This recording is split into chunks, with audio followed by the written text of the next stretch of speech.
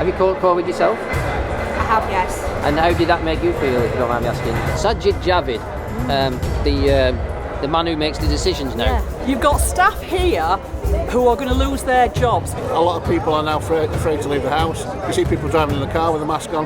Why did you have to jack? Well, I wanted to go on holiday. What do you think of the mainstream media? What part do they have to play in this, do you think? I think they're disgusting. They're basically the henchmen of the government.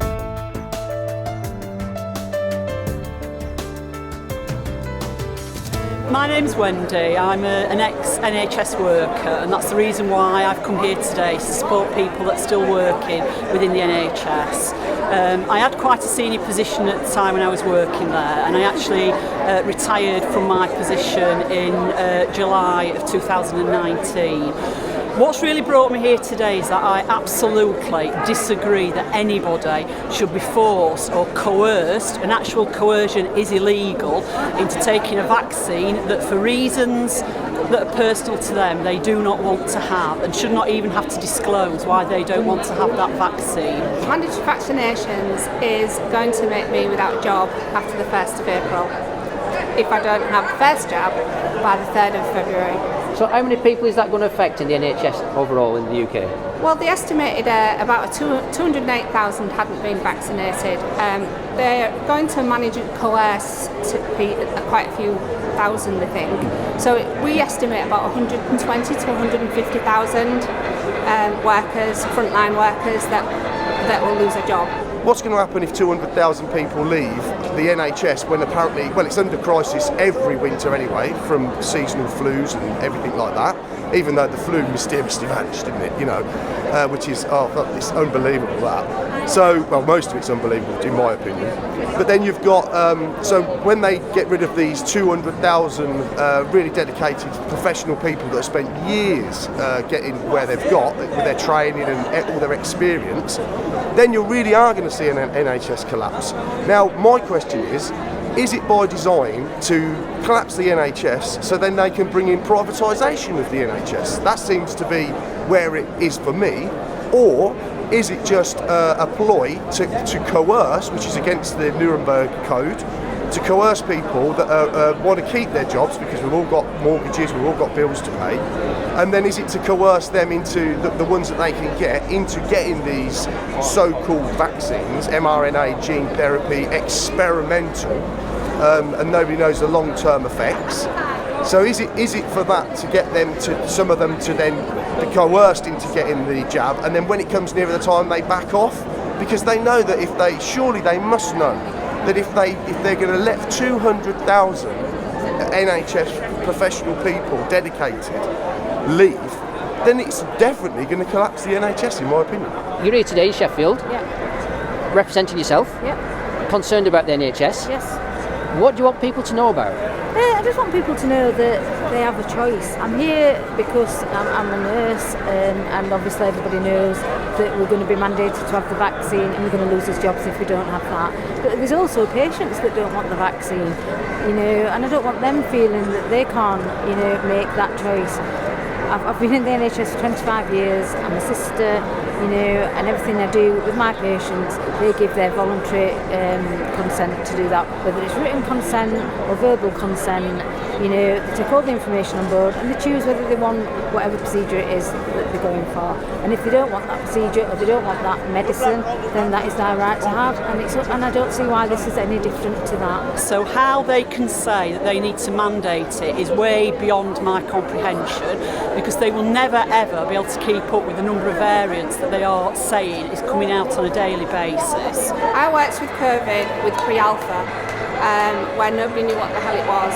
I worked amongst the vulnerable, they're very sick. I'm not sick because COVID is real, and I've seen it up and close and personal. And we wore our PPE, what we thought was our protection. So I've worked from the beginning with the COVIDs, As far as I'm concerned, as a member of the public, if it is really a vaccine that offers protection to the person who's taken it, why do you then need to coerce a member of staff into taking the vaccine? Sajid, Javid, the man who makes the decisions now. He doesn't know anything about medicine, does he? Not as far as I'm aware. I think he used to be something in the city. Is it something to do with finance in the city? Is that something to do with as far as fracking I'm and all aware, sorts? I don't think he's ever been in a hospital. You know, I don't think he's ever worked in a hospital. I don't think he's ever done a medical degree or a nursing degree, and he's probably not wiped anybody's bum like I have. But there you go. So the decisions he's making is based on people advising him? Yeah. Most people are aware that the government's going to impose mandatory vaccinations for NHS staff, and I'm totally opposed to mandatory vaccinations anyway. I don't care if somebody wants to have a vaccine, that's their choice, but as far as I'm concerned, we've all got freedom of autonomy for our own bodies. We should all be able to make our own decisions, what we deem to be our level of risk, and if we're healthy, fit, and we're quite happy to be vaccine free, which I am and proud to be, then I don't think they should be putting mandatory vaccines on anybody. So some would say that in order to control the population, maybe a problem, reaction, solution kind of scenario. Yeah. How do you monitor people who are following the narrative? Maybe by looking at how many people wear a mask. Yeah, well, there's how empty the streets were, how many people are wearing a mask, how many people readily queued up for a vaccine with no efficiency, no history, no studies. It was easy. A little bit of media spin and everybody's lined up, aren't they? And even now today, I mean, a lot of us aren't wearing masks. Medical professionals, strange that, isn't it? Have you caught COVID yourself? I have, yes. And how did that make you feel, if you don't mind me asking? I was quite ill with it, but I've got a robust immune system and I survived. So I was probably a week being quite unwell, but now I believe I've got antibodies to it, because I believe that the science has been forgotten in this, unfortunately. We have got a magnificent immune system that's fought against things for many thousands of years, and it seems to be just forgotten in the science. I just can't believe it. You've got staff here who are going to lose their jobs because they will not have the COVID-19 vaccine for very good reasons.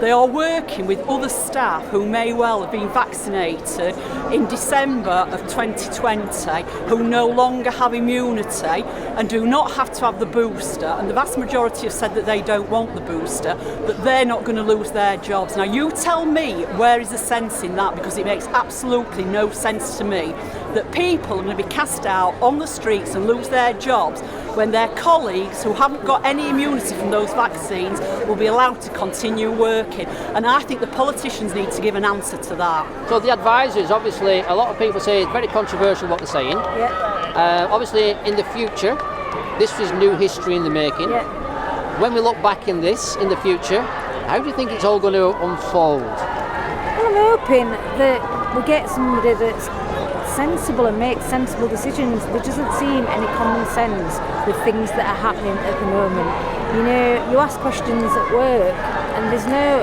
two opinions. You know, it's have the vaccine or you're out of a job. So I want things to change, that people can make their own decisions. Well, it's all been coercion going throughout. I mean, look at the holidays. The amount of people I've spoke to and I've said, even my neighbours, things like that, they've said they've had these jabs, and it's like, why did you have the jab? Well, I wanted to go on holiday. And then they got these jabs, and because they were told if they get these jabs, it'll all be over, you know, there'll be no more, so we can get life back to normal again. And none of it's happened. And the so-called conspiracy theorists were saying this was what was going to happen, that they'd carry on, there'd be more jabs, and they were getting poo-pooed, if you like. And what happened? The coercion was put in, people took it, and things haven't changed, really. People now it's the boosters, loads of people are being ill, people are dying. There's loads of doctors and specialists and people like the ex-Vice President, Mike Yeadon, who was the ex-Vice President of Pfizer. He's even called it out, and the media won't show any of it. So BANAMAN, all the respect to BANAMAN and his channel for sort of getting real media out to people. Well done you. I don't believe Sajid Javid is going to make this mandatory thing happen, because there'll be too many staff losing out on the NHS, won't there? Yeah. I can't believe he'd go through with that. Well, I can. I mean, I really am flabbergasted with it. I just cannot believe that they were clapping us and now they're going to sack us just like that. I don't think it's just like that. They've obviously discussed it in some way. But I think that the NHS will just comply. But we are a lot of us are highly trained, qualified, evidence-based practitioners, and we've looked into it ourselves as individuals, and we've made our choice not to have it. I never tell people not to have it, so I will emphasise that. Pro-choice. But my choice is not to have it. That is my choice, and I should not be coerced into having this vaccine. And coercion includes fear of losing your job, fear of losing your career, fear of losing a university position or your life. And I cannot believe that they're ignoring these laws. I actually love my job. I love going to work. I've done it for 25 years. It's what I've always wanted to do. And the fact that I'm being, the choices have been taken away from me and I'm being, sacked or whatever you want to call it, by no fault of my own, really, because I don't want a vaccine that I don't feel has been around long enough. At no point have I said I don't want it ever. I've said I don't want it at this moment in time. I just want to see how things pan out and what happens. What do you think of the mainstream media? What part do they have to play in this, do you think? I think they're disgusting. They're just basically the henchmen of the government, and the government have basically just got the BBC on tap to say whatever they want to make to influence all the public, to try and not actually turn against the nurses, but to try and make them think the government's way. I mean, obviously, you probably need to ask somebody who currently works in the NHS, but my understanding is that the staff are very clearly being told, if you do not have the vaccine, we will have to terminate your contract, and that the contracts will be terminated as at the end of March, because they've got to be vaccinated by the 1st of April Fool's Day, again. Need to say any more on that. NHS won't survive with 100,000 nurses going out the door on the 1st of April. Anybody who coughs now, they automatically think, they're infected. I remember when, people used to come into work with coughs and colds. Nobody comes into work with a cough and cold. I remember when I used to go on an aeroplane and come back and you got a cough and a cold from the aeroplane. That doesn't seem to happen anymore. You're not allowed to have anything, and I think people are frightened. I have to my CEO, who is holding the line that I will lose my job. I have been advised and urged to get the vaccine, regardless of my emails stating my evidence. And I shouldn't have to justify my evidence or why I'm having it. It's my choice. But I have done that, and I have still urged to have it. I was in the supermarket during the height of the pandemic, pre-vaccine. A member of staff in Morrison's collapsed. Every single person in that place stood back and nobody dared near that man. I didn't think of anything. I just sat down, I got down, I spoke to him, I found out what was wrong with him. I was covering his blood when I'd finished because he banged his head on the floor. But everybody else was that scared that nobody went near that man. It's that mass psychosis, isn't it? A lot of people are now afraid to leave the house. You see people driving in the car with a mask on. The same air of the car's the same air they have in the house, so they wear a mask in the house as well. Theoretically, according to what I can understand, if you've had the vaccine, what are you worried about? Do you think people haven't? Exactly. I mean, if you've had the vaccine, then you're theoretically protected. So it's me that's putting myself at risk, and that's my risk I'm putting myself in. Where there is any adverse reactions with any medical procedure or medication, there should be choice. And this is informed choice. And this is what practitioners like myself work with every single day. We work with patients with informed choice. We cannot enforce procedures on them, surgery, without if they've got full capacity for them to say yes or no. But somehow they're going against their own oaths, their own code of conducts with this. People who've had the vaccine and people who haven't, equally they can both still catch it and both still spread it. That's what I was told by virologists, and people in the public think that it's the unvaccinated that's spreading it around. If somebody can give me the evidence that is the case, I'd be happy to read it. If the scientific evidence is out there, please show me, because I would like to know why. I've been all over the country from the beginning of all this. I've been to rallies supporting freedom, basically, because they're taking away all of our freedom. If you can't see what's happening to this country, then obviously you're not looking hard enough. don't be coerced into anything you don't want to do. Even if they're threatening you with your job, there's other jobs. You know, at the end of the day, you could be potentially taking an experimental jab that we don't know the long-term effects, and if it does damage you, you've got nowhere to go. There's no compensation. There's nothing you can do. I mean, I personally know of people that they've died of heart attacks in their 30s. Now, is it because of the jab? I look at all the sports people, so don't feel pressured. I know it's hard, and we've all felt the darkness loom round us because it's a remarkable situation we're all finding ourselves in. So don't feel like you're under pressure and you're alone, because you're not. Come to sort of little rallies like this. Go find people locally that are the same mind and support each other, and we'll weather the storm. Stand firm. This is the first time I've ever spoke out about this, because, you know, I do like to just keep my head down, but I just feel that passionate about people's rights to do whatever people want to do. Get all the information on board, and then if you choose to have the vaccine, that's your right. If you choose not to have the vaccine, then that's also your right.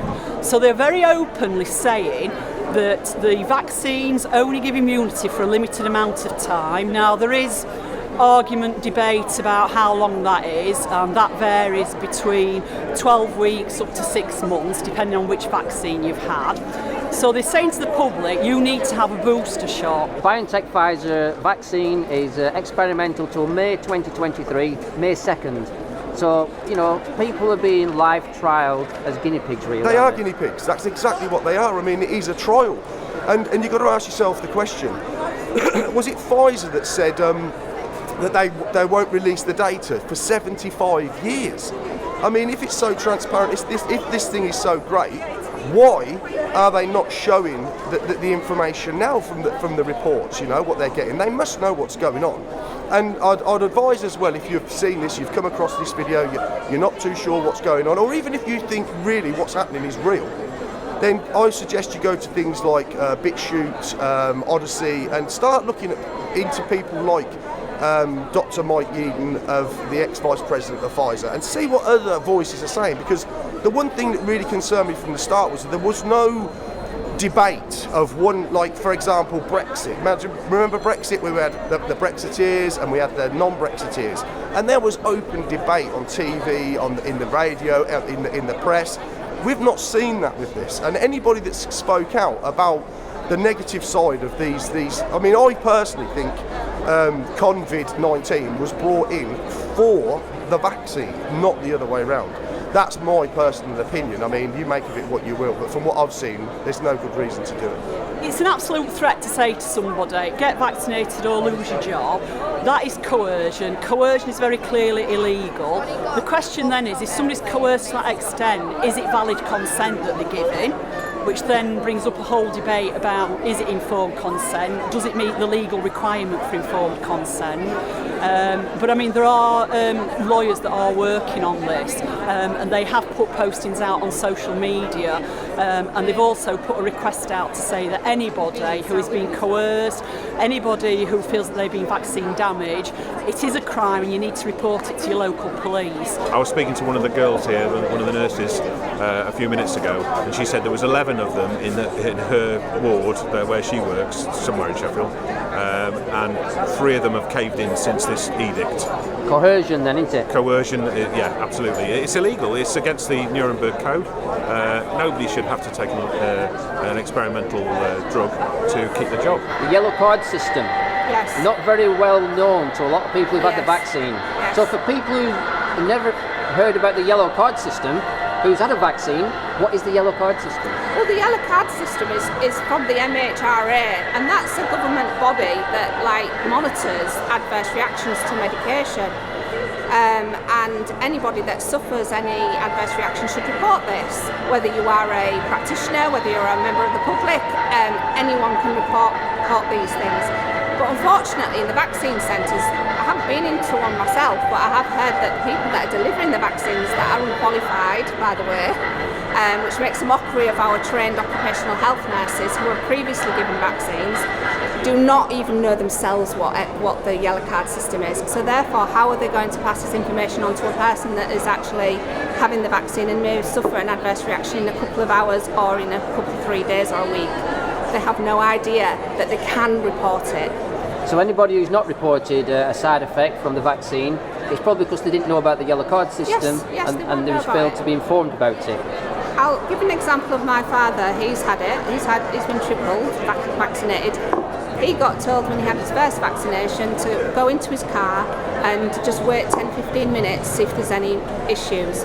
Nobody came to check on him, so he could have been slumped over the wheel with some sort of problem. Nobody came to check on him.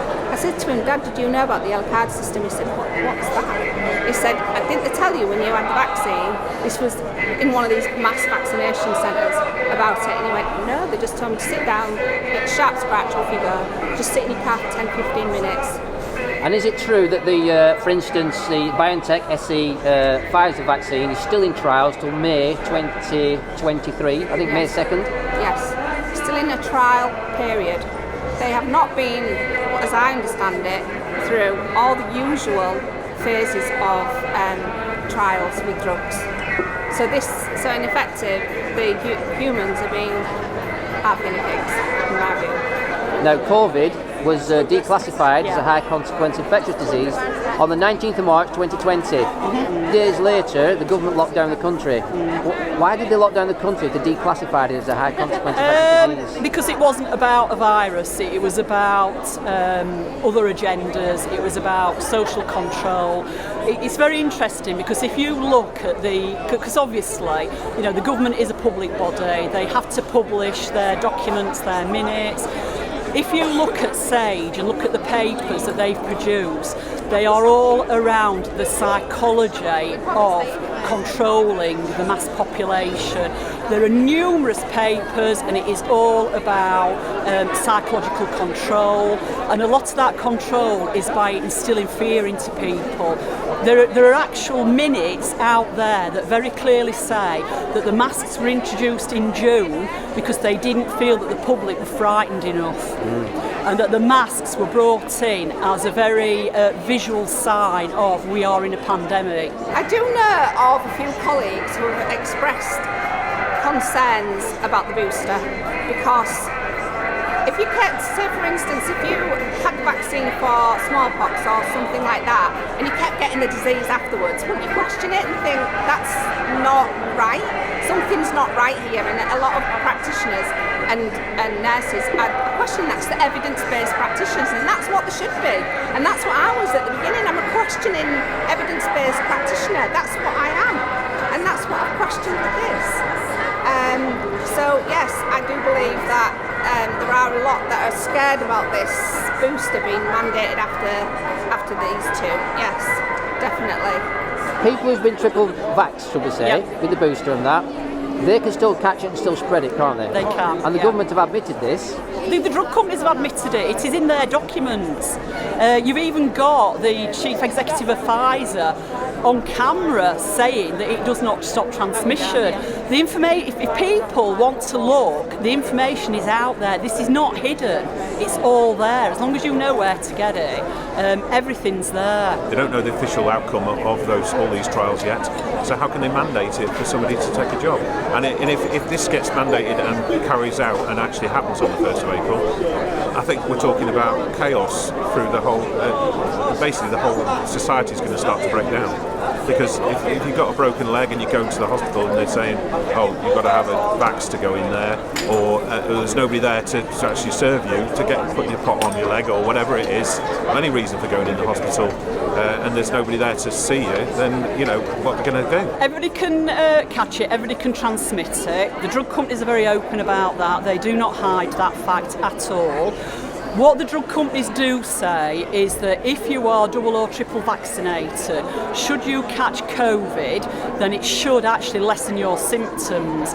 So the question there is, why do these staff have to be forced to take a vaccine when the only risk is to themselves that they may be a little bit iller than a colleague who's been vaccinated? It doesn't make sense. Cabinet reshuffle, we'll put you here, we'll put you there, jobs for the boys, and very rarely do they have anybody in position that's experienced in that walk of life, do they? Very rare. So. Yeah, and Boris Johnson breaking the rules that he brings in. What's that all about? Well, I think it's clear that they knew there was no deadly disease going around, certainly not one that was going to kill everybody stone dead. They used it as a control exercise, which worked, and they carried on as normal because they knew they were in no danger. I think what we need to remember is that a lot of health and social care staff lost their jobs on the 11th of November last year because they went to health and social care first. So staff working in residential homes, nursing homes, they were the first ones that were told, if you do not get this vaccine, you will lose your job. And quite a few of them did lose the jobs. Now, some of them then sought redeployment in the NHS and are now having to go through that fight yet again. The NHS has got, they've got recruitment problems, they've got loads of vacancies, and yet they feel that they can afford to lose a number of trained staff. And these are staff that have done like 3 years training to be a nurse, longer if they want to be a doctor, plus all the specialist training they do when they're on the job, because they do specialise once they go into their roles, and yet they're happy just to wave goodbye to these staff. And so just looking around you there, I'm just going to quickly pan. Quite a big turnout today. Obviously, plenty of support, isn't there, for the NHS staff? Yeah. Up and down the country. This is just Sheffield, isn't it? Yeah.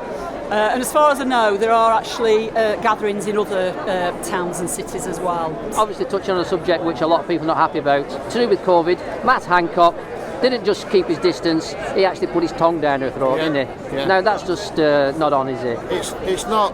I mean, when you're telling people to stay away from the loved ones, you don't be near the loved ones when they're dying, and then you're canoodling in the corridor with somebody you shouldn't be. Whilst you're pushing that narrative, is inhumane in the extreme. Look long and hard. Think about the decisions that you're making for yourself and the reasons that you're making it. What you are getting on the mainstream media is a very, very, very one-sided view of what is happening. They are being very selective in the science that they're putting out there for people to view. Be very wary as well when you get politicians or the MHRA saying, we've looked at the research, we feel it is safe to use. If you actually look at the public assessment report for Moderna, Pfizer, AstraZeneca, and they are on the website. All you have to do is just Google public assessment report Pfizer. You'll get it on the government website. Look at the actual research papers that are in there. Now they've said, so the MHRA has deemed these vaccines as being safe for a younger age group to have. So they're now saying that the 12 to 16-year-olds can be vaccinated and that the research shows that the vaccine's safe. That is one research paper, and what I will say about that research paper is it followed them up post-second vaccine for 1 month. There were no long-term studies done at all in relation to that age group. If you look at the yellow card reporting, you will see that pre-vaccination of that age group there was something like 111 reports of myocarditis. It is now over 800 in the short time frame that they've been vaccinated in that age group, and that is because young males are more at risk of myocarditis and other heart problems. Look at it, look at the information, don't just listen to the mainstream media. And just to clarify, your history in the NHS is I was a nurse in the NHS. And how long was you in the NHS? Over 40 years. Yeah. So you've seen a lot of changes as well, haven't you? I've seen lots of changes, and obviously, because of my background in the NHS, I do know how to read research papers and where to find information. A personal message to Matt Hancock. Well, Matt, I think eventually things will catch up with you. Not least your escapade there, but the Midazolam scan. The fact that, the Liverpool Care Home pathway, that's the thing that will come back to haunt you, Matt, I think. And Midazolam, very controversial. Yep. What's it known for? Well, it puts people to sleep comfortably, doesn't it? And that's what happened in care homes. So I just really want to state that, like, I've with me working in critical care, obviously I'm putting my neck above the parapet here, but I just think it's really, really important because once we agree to this, if we agree to this mandate, where's it going to stop? Where is it going to stop? Are they going to mandate flu vaccines? Are they going to mandate the boosters? Where is this going to go? I just think freedom of choice. I think going down the mandating route is a dangerous route to go for us as a society, in a democratic society. I just think it's dangerous, and this is why I'm here today. and this is why I'm fighting for these rights.